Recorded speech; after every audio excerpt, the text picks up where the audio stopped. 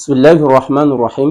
Alhamdulillah rabbil alamin wa salatu wa salamu ala rasulillahi sayyidi sallallahu alaihi wasallam. Irwan Allah ary tsodrano engany eo ampaminany Muhammad sallallahu alaihi wasallam. Atsika androany dia iresadresaka mahakasika ny lohateny anankiray antsoina hoe adhikr na hoe fahatsiarovana Allah na hoe fantofantoka bebe kokoa zany amin'ny dhikra al-istighfar. Fa voalohany indrindra dia Allah dia miantso atsika zany amin'izany fahatsiarovana Allah zany ao anatin'ny Qur'an hoe amin'ny teny kely izay manana lanja tokoa amin'ny finoana Silamo amin'ny Allah izany teny zany.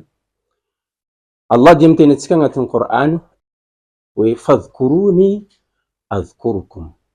Izay teny tsotra kely zany dia anisan'ny teny tokony mampieritreritra satria izy miantso atsika hatsiaro an'i Allah, izy mivolagna hoe fa tsy ho adinoko anareo ary hatsiaro anareo aho.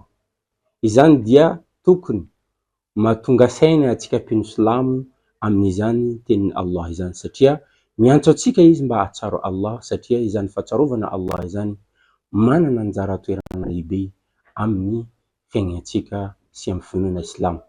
Izany fahatsiarovana Allah izany dia tsy mila tsy fehezin'ny fotoana ary tsy fehezin'ny toerana mazava ho azy, tsy afatsy amin'ny toerana maloto mazava ho azy, fa afaka ataonao amin'ny toerana rehetra izany fahatsiarovana an'i Allah izany. Izay dia mahazava-dehibe izany fahatsiarovana Allah izany dia malalaka ny fanatanteranao azy. Ny tena tia kokoa amin'izany fahatsiarovana Allah izany dia tsy inona fa ny fanaovana istighfar. Izany istighfar zany dia anisan'ny dhikr izay tsy niala tamin'ny fiainany tamin'ny mpaminao sallallahu alaihi wasallam, ary Allah mihitsy zany anisan'ny zavatra nataon'ny Allah aorinany ny tawhid zany istighfar zany. Izy Allah agnatin'ny suratul Muhammad fa'lam annahu la ilaha illa Allah wastaghfir li dhanbi. Teny Allah hoe fantaro fa tsy misy tompo mendrika tompona amin'ny marina afa-tsy Allah, ary bebao na mangatà famelan-keloka amin'izay fahotana izay vitanao.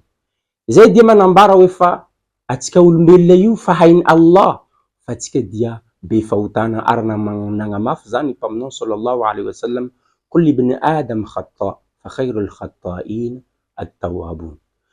Ny taranaka ny Adama rehetra dia manao fahotana, fa ny tena tsara amin'ireo olona tafanao fahotana zany dia manao ny fibebana. Izay dia magnambara hoe fa atsika rehetra io dia manao fahotana foana, mety tsapatsika izany na mety tsy tsapatsika.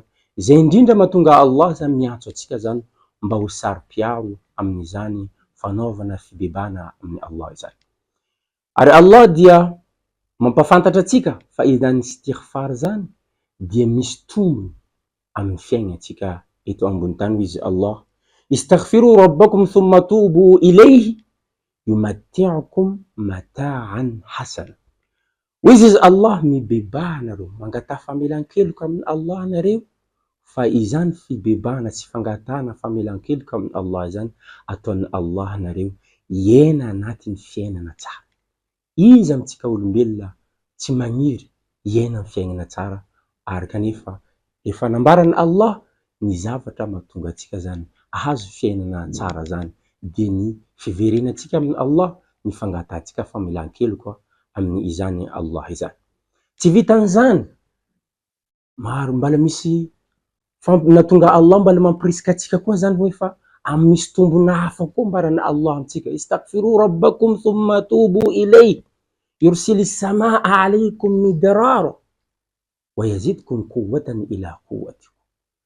Mangatà famelan-keloka amin'ny Allah anareo ary mibebà aminy satria ho arotsaka ny Allah maro ny orana. Ino matombona atsika amin'ny orana zany? Atsika rehetra mahay fa atsika rehetra mila rano.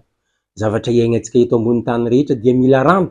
Rehefa atsika zany mangataka famelan-keloka amin'ny Allah dia ataon'ny Allah mirabaraba feno izany rano orana zany, ary malamana mafy Allah wa yazidukum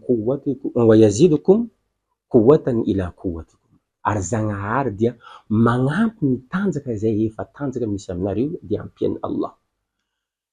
Ary izany koa magnambara hoe fa amiany Zagnahary fahasalamana antsika amin'ny vatana zay nomena antsika ty satria amiany tanjaka. Zay dia fa agnisan'ny tombona anankiray hafa koa omeny Allah rehefa antsika zany mibebaka amin'izany Allah izany. Ary tsy latsa-danja am'zany mahakasika istighfar zany ny teniny ao anatin'ny soraty Nuh hoy izy Allah hoe istaghfiru rabbakum innahu kana ghaffar. Mangatà famelan-keloka amy tomponareo anareo satria izy dia fatra-pamela heloka. Izy amitsika tsy mila avela heloka. Indrindrandrindra amy fiatrehintsika amin'ny andro faran'izany olona rehetra dia maniry efa voavela daholo ny fahotana azy teto ambony tany. Rehefa aveo Allah mbola nagnampy amin'ny soraty Nuh iny foana hoe yursilis samaa alaykum midrara, ataony Allah hoe mirotsaka maro ny orana izay efa nazavaintsika teo, wa yumdidukum bi amwalin wa banin. Ino koa raha tsaratsarahan'izay, ataony hoe amiany harena anareo mazava ho azy harena halala, wa bi amwalin wa banin ndraiky taranaka. Taranaka mihina izy io tsy magniry mahazo taranaka. Taranaka manjary koa, natoa raha namena Allah zay zavatra manjary, ameny Allah taranaka manjary anao. Wa yaj'al lakum jannatin wa yaj'al lakum anhara. Ary tsy vitan'izay, ataony Zagnahary maitsomaitso ny toerana rehetra, mamiritra amin'ny misakafo afaka hoantsika, maniry ny tanimboly, misy rano zay isotroatsika raha ohatra atsika fatra amin'ny fagnatanterahana izany fangatana famelan-keloka amin'ny Allah na hoe istighfar zany. Ary mpaminao sallallahu alayhi wa sallam misy teninazy mahafinaritra izay nampahafantarina antsika hoe man lazima al-istighfar ja'ala Allah min kulli hammin faraja wa min kulli dhiqin makhraja wa razaqahu Allah min haythu la yahtasib. Nizaniza saro-piaro amy fanaovana istighfar na fangatana famelan-keloka amin'ny Allah zany, ataony Allah hoe zay zavatra mampiasa lohanazy dia ivahany Allah. Zay zavatra maneritery azy amy fiainana dia tsy maintsy omeny Allah vahaolana izy. Wa razaqahu Allah min haythu la yahtasib. Ary omeny Zagnahary anjara izay tsy nampoiziny amin'izany fanaovana istighfar zany. Ary entiko amaranako ny teniko dia misy teny manampahaizana anankiray antsoina hoe Rabia bin Haytham.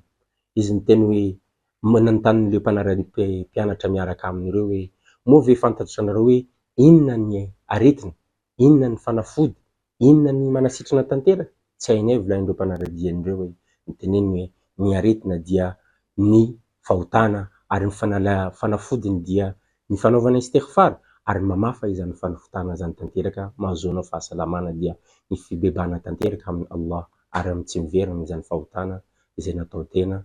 Zay sy zay no darosantsika androany ary magnaraka koa insha Allah tsika manao misimisy kokoa insha Allah. Wassalamu alaikum wa rahmatullahi wa barakatuh.